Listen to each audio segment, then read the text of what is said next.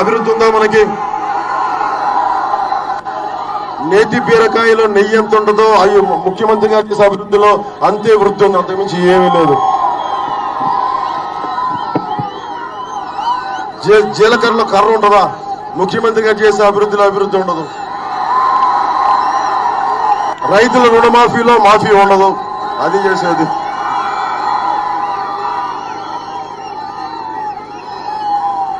నేను ఇంత వర్షంలో కూడా మీరింత నాకు ప్రేమగా తడుస్తూ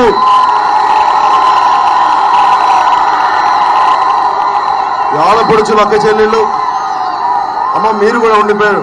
చాలా సంతోషం, చాలా ఆనందం. మీకు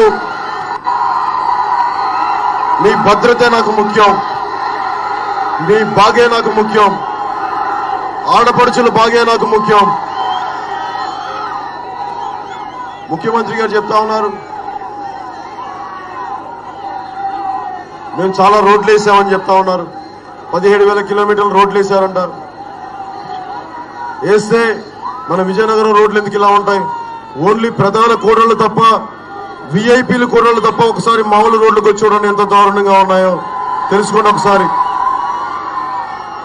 నేనేదన్నా అంటే ముఖ్యమంత్రి గారు అబ్బాయి లోకేష్ గారికి నా మీద చాలా కోపం వస్తా ఉంది. నేనేం చేయను. నేను మీ ప్రభుత్వాన్ని నిలబెట్టిన వాడినండి. మీరు బాగుంటారని, మీరు 5 సంవత్సరాలు కాదు 10 సంవత్సరాలు ముఖ్యమంత్రిగా ఉండాలని ఆకాంక్షించిన వ్యక్తిని.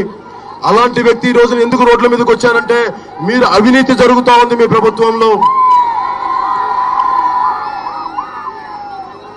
మీరు ఏం అడగట్లేదు ముఖ్యమంత్రి గారిని. ఒక బేసిక్ గా ఇంతమంది ఆడపిల్లలు ఉన్నారు, కౌమార దశలో ఉన్న ఆడపిల్లలు ఉన్నారు. కేంద్రం నుంచి ఒక నేస్తం అనే పథకం ఉంది. కనీసం అది సవ్యంగా ఆడపిల్లలకి వెళ్తుందా లేదా అనేది వాళ్ళ తల్లిదండ్రుల్ని, ఆ ఆడపిల్లల్ని అడగండి. మీరేంటి అభివృద్ధి గురించి మాట్లాడతారు మా దగ్గర?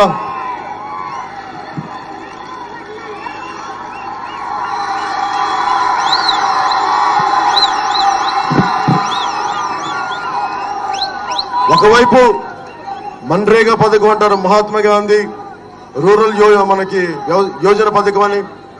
ఒకవైపు కూలికి డబ్బులు ఇస్తామంటారు, ఇంకోవైపు అదే బెల్ట్ షాపుల్లో మళ్ళీ మద్యం పేరు మీద డబ్బులు మళ్ళీ లాగేస్తున్నారు.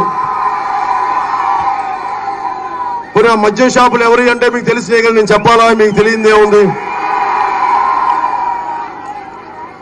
మరి ఈ రోజున ఇక్కడున్న స్థానిక పెద్ద నాయకులందరికీ వారికి నిజంగా ఇష్టం ఉంటే మరి పెట్టుబడులు ఇక్కడ పెట్టచ్చు కదా. మరి వాళ్ళు తీసుకెళ్లి తెలంగాణ నాయకులతో కేబుల్ వ్యాపారాల్లో పెట్టుబడులు పెడతా ఉన్నారు వాళ్ళు అక్కడికి వచ్చి. నేను ఒక నాయకుని విమర్శించడానికో